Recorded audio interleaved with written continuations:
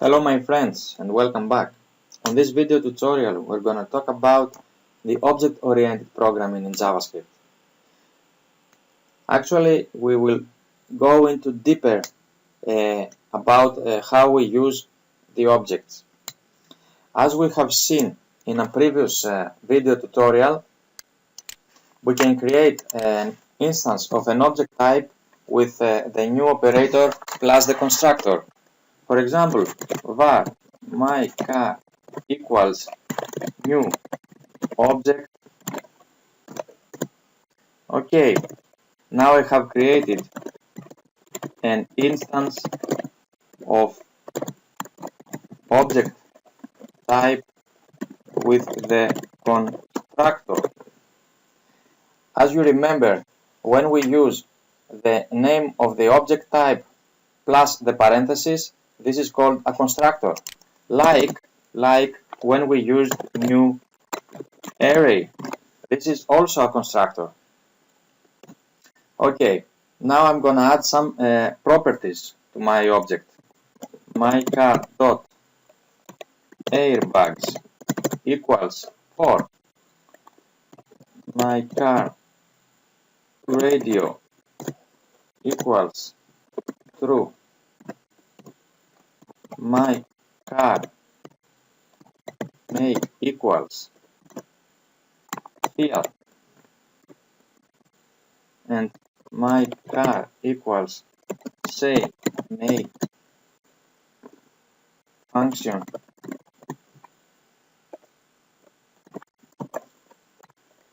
return this make.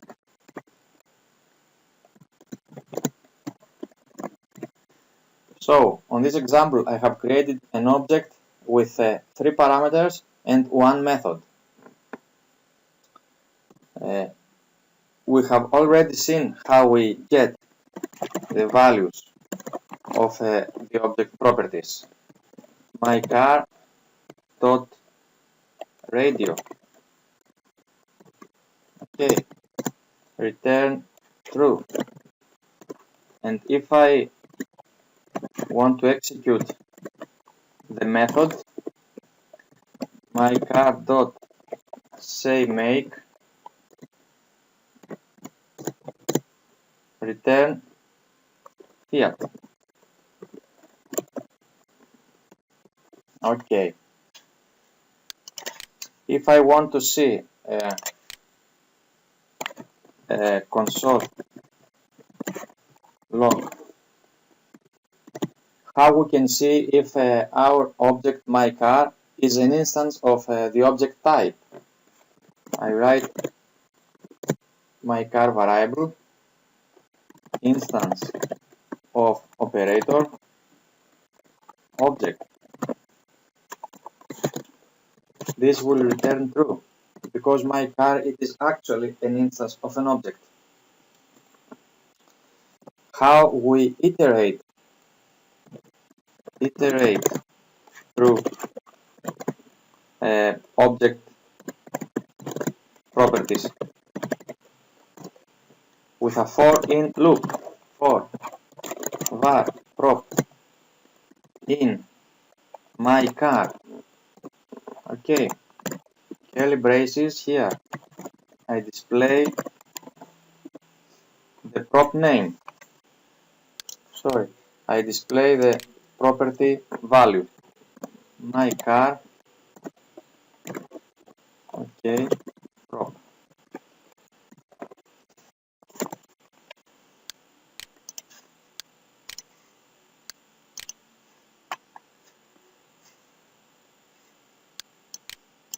Okay, the values is true, field, and the function.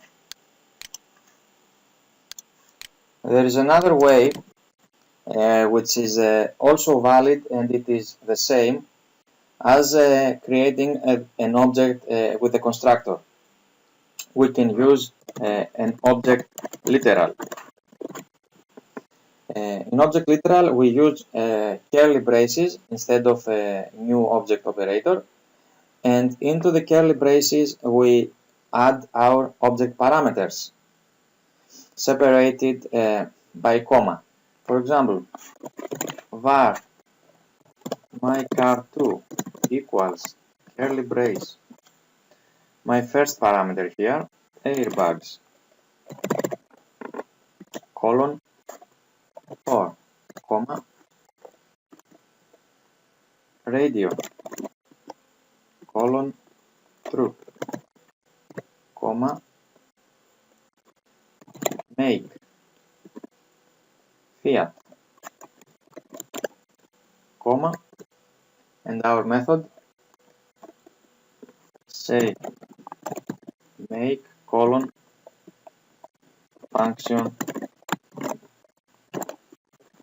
return this make.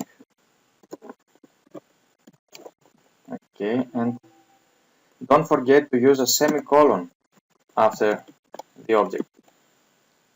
So this example, no, don't use semicolon here. This example is completely identical with this one. Okay, you can choose either way. This object instance that I have created here, it is also an instance of the object type. If we try to check it, we will get true, because also that instance, it belongs to the object type. And as we have said, all custom objects belong to the object type, because this is the parent of all objects. All object properties have by default 4 attributes. These attributes show how our properties are going to behave. I'm write them down for you. The configurable attribute that indicates that the property can be deleted. Okay. The enumerable attribute that indicates that the property can be displayed in a for-in loop. The writable attribute that indicates that the property's value can change, and the value attribute that it is the actual value of the property.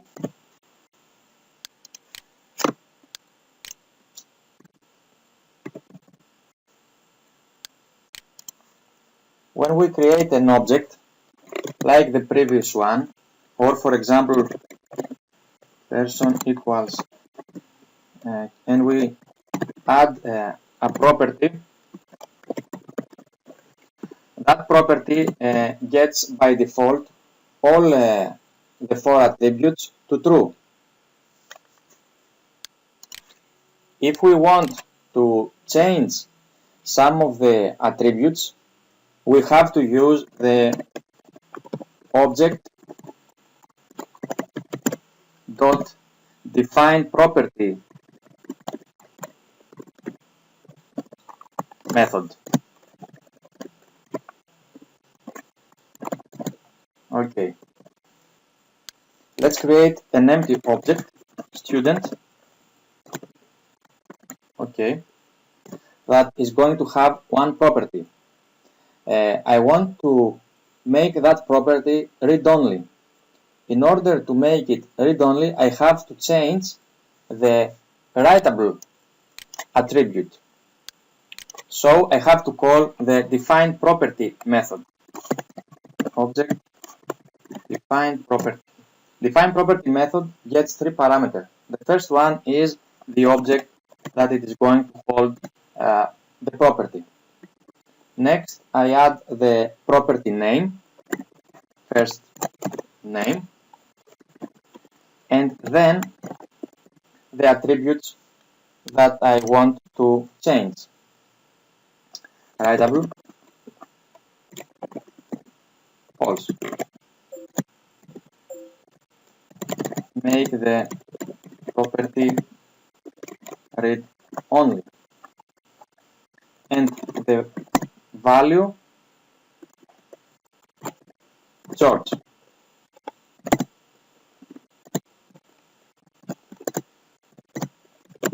Property value, semicolon. Okay. Right now I have added the first name property to my student, that it is read only.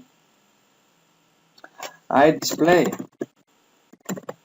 the property value student first name, and I get George. Then I try to change the value of the property to Maria, and I displayed it again. I don't get Maria, I get again George, because we have set it to read only.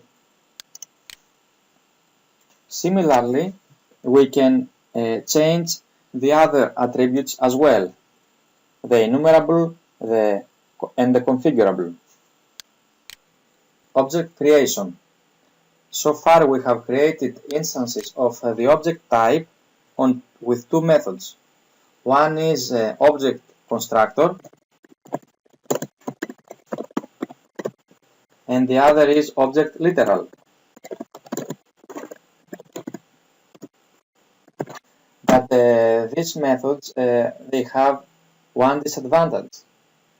If we want to create multiple instances of objects which have the same pattern, we have to write the same code many times. Disadvantage on multiple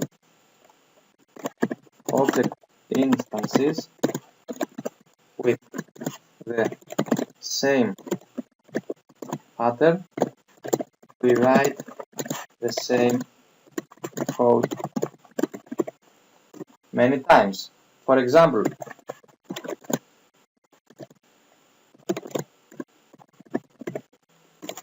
create three car objects. Var car1 equals make Fiat radio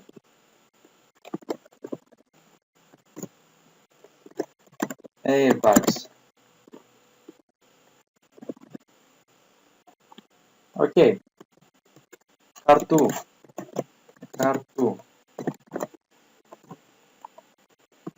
make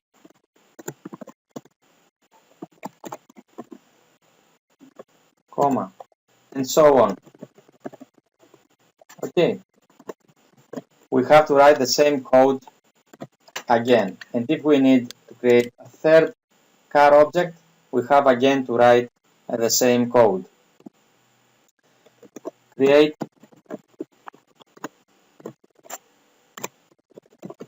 Create our custom constructors and object types. JavaScript gives us this possibility to create our own custom constructors and our own object types. We do that with the constructor pattern. We create a function, we give it a name, car, and into the parentheses we pass the parameters make radio and airbags. Into the body I use this object make equals make. This airbags equal airbags, and this radio equals radio.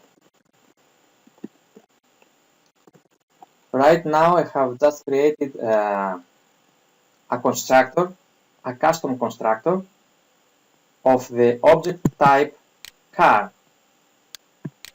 Okay, custom constructor of object type car. Now I can create my car objects, but my car 1 equals new car, make it is Fiat, radio true, and airbags 9. But my car 2 equals new car, make Audi, radio true, airbags 10.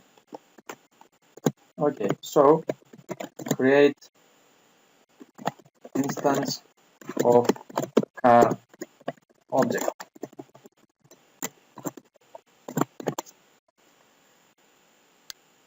We want now to see if mcar1 and mcar2 objects are instances of car object.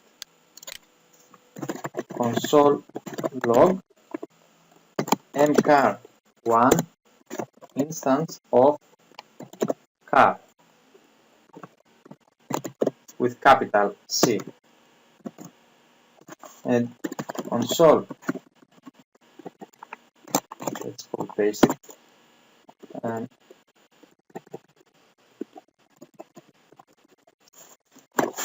console log mcar2 instance of car. Also, as we have said on previous video, the object type is the parent of all other objects. So our mcar will return true here because it is actually instance of the car object, but it is also an instance of the object. And we can see it if we write mcar instance of object. Again, we're gonna get true. Okay. And let's see who is the constructor of our objects. Console log mcar1 constructor car, and console log mcar2 constructor equals car.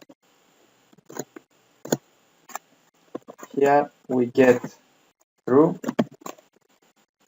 and again here we get true. So mcar1 and mcar2 have the car object as a constructor, as we see here and here where we use the new operator. Before we proceed to the constructor problems, I will add a method on the car object. This say msg equals function return this dot make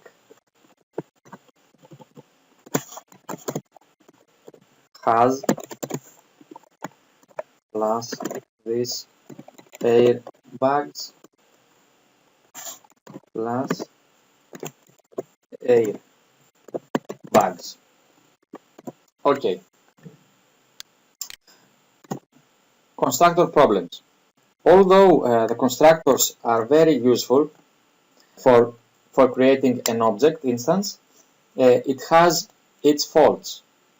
The main problem that we face with the constructors is that each time we create an instance of an object, it is also created an instance of a method. Both the mcar1 and mcar2 objects have a method, say msg, but these two methods are not the same instance. Remember that a function, when we define a function, actually we create an instance of the function object. So this method is equivalent to this.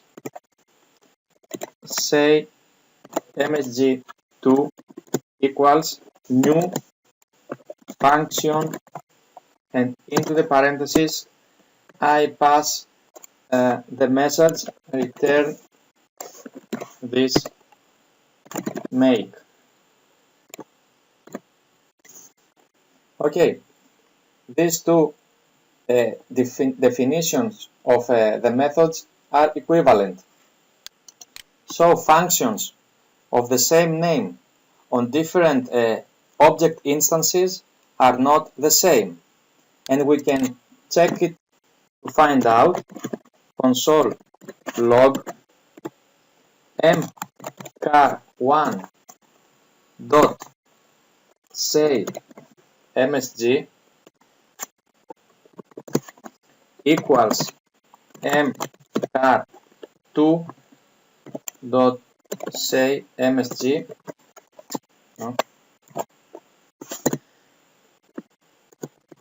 It is going to return false.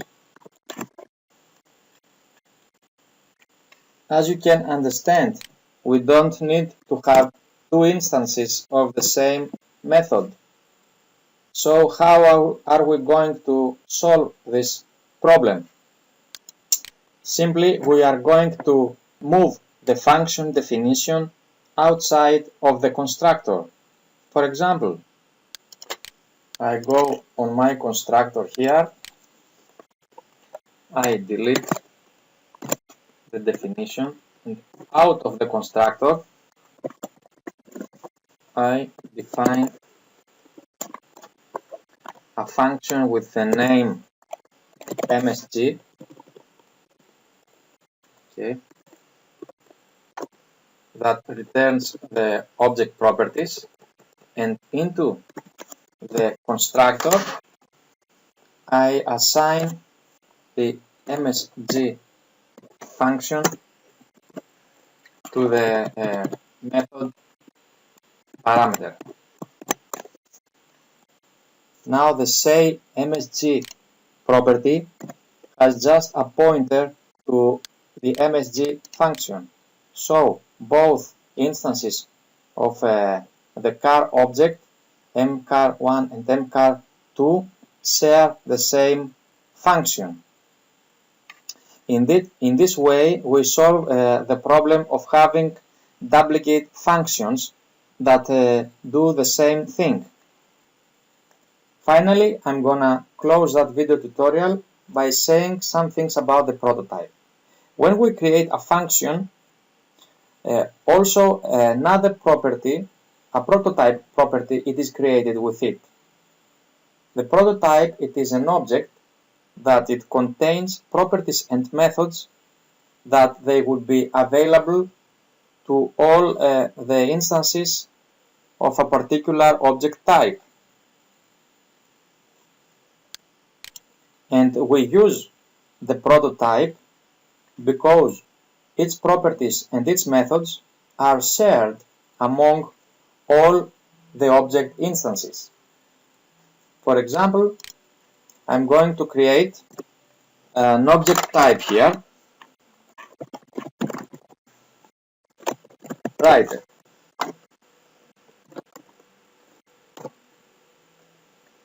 And I'm going to pass the properties of the writer object directly to the prototype property. For example, writer dot prototype dot book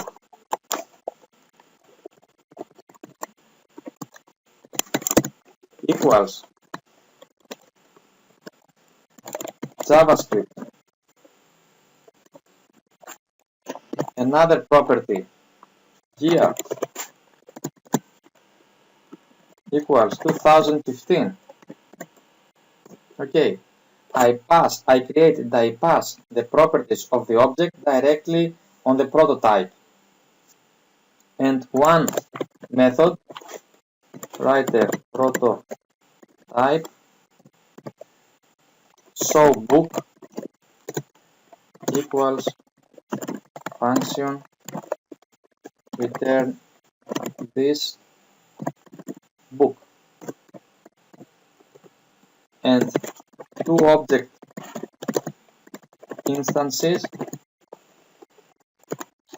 two instances of writer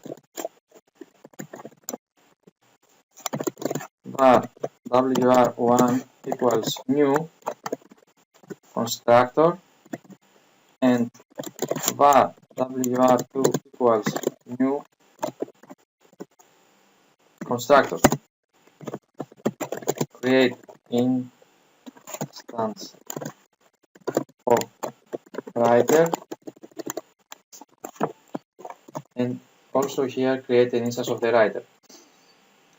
Okay, it is supposed that these two object instances are sharing the same, where are they? Here. The same prototype properties and the same function.